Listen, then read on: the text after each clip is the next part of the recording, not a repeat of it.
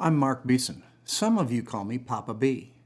I'm going to read a bit of a story, and you can respond to this at some point in the days ahead, but right now, just focus. You can close your eyes if you want to listen that way, but whatever you do, tune in. Here's the story.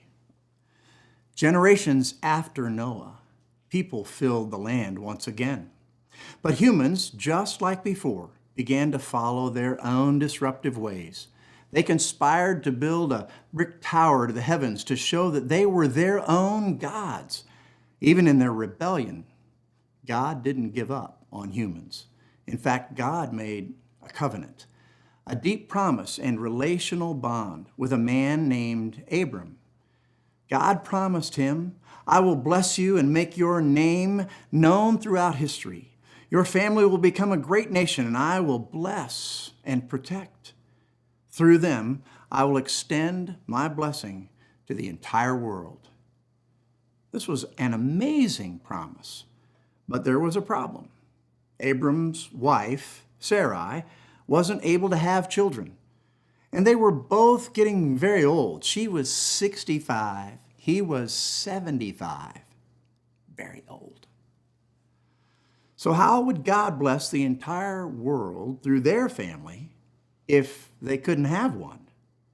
God told Abram, "To receive my promise, leave your country and your relatives and move to a new land that I will show you."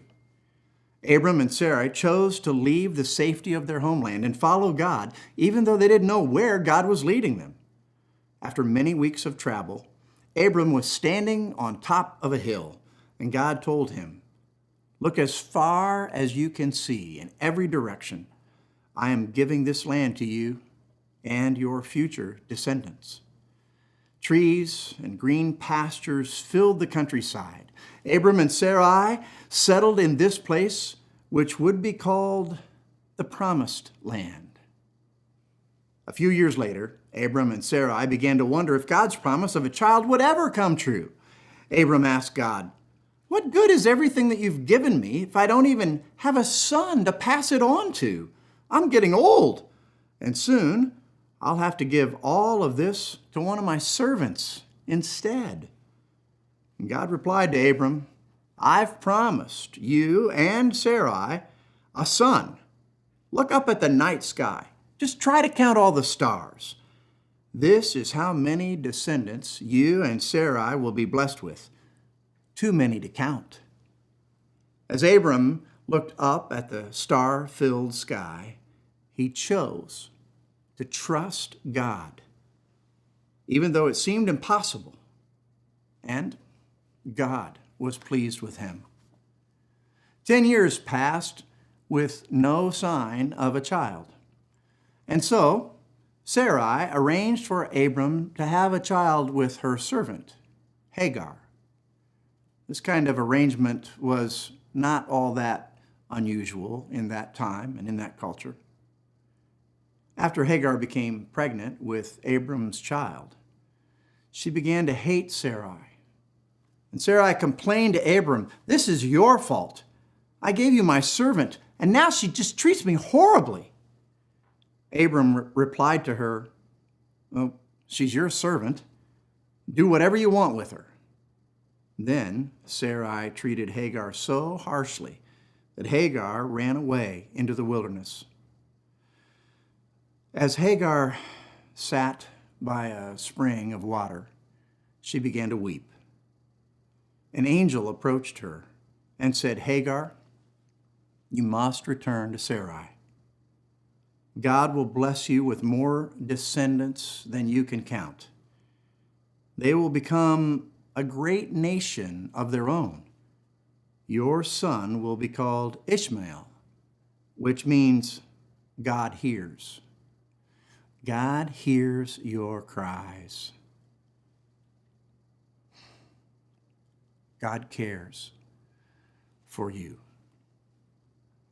And so Hagar returned and soon gave birth to Abram's son, Ishmael.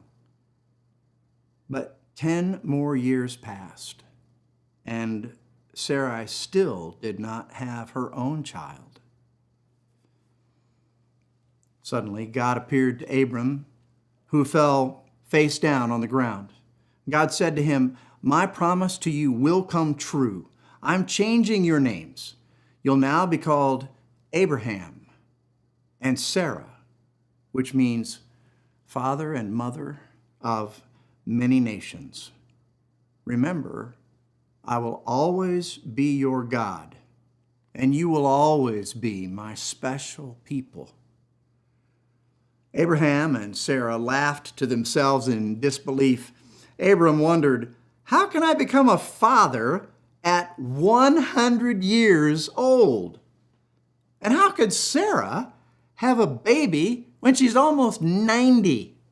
That's very old." Sarah thought, "How can a worn out woman like me have a baby?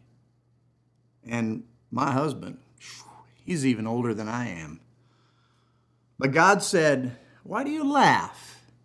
Is anything too hard for me? You will see. A year from now, you will have a son." Well, sure enough, a year later, Sarah gave birth to their son. They named him Isaac, which means laughter. After her son was born, Sarah giggled, "Who'd have dreamed that we'd have a child when we were so old? God has brought us and everyone who hears about this laughter." It had taken 25 years, but God's promise to give Abraham and Sarah their own son had come true. God promised that their family would become a new kind of people, called to extend God's blessing to the entire earth. This family, they would be called Hebrews, and later, the people of Israel, a name that means struggler with God. And soon, we will hear more about why these people were given this unique name. Ponder that.